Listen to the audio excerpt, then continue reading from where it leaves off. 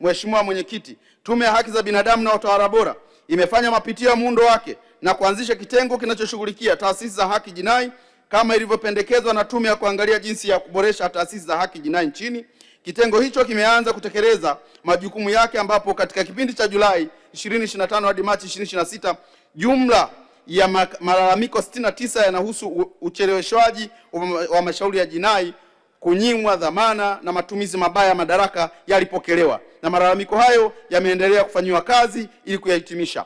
Katika kipindi cha Julai 2025 hadi Machi 2026, Wizara kupitia Tume ya Haki za Binadamu na Utawala Bora imeandaa na kurusha hewani jumla ya vipindi 57 kupitia runinga, vipindi 5 vya redio na vipindi 52.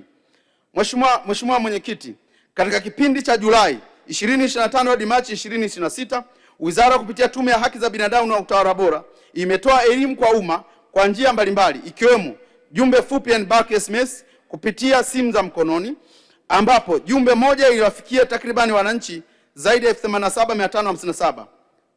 Aidha, jumla nakala 19,555 za vipeperushi zilisambazwa kwa wananchi.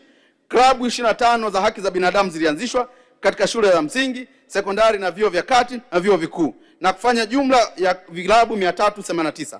Mheshimiwa Mwenyekiti, Wizara kupitia Tume za Haki za Binadamu na Utawala Bora ilitoa mafunzo kwa wadau 2,088 wakiwemo maafisa wa jeshi la polisi 827, waandishi wa habari 354 na wananchi 907. Mafunzo haya yalitolewa katika mikoa 14 ya Tanzania bara na 5 Zanzibar.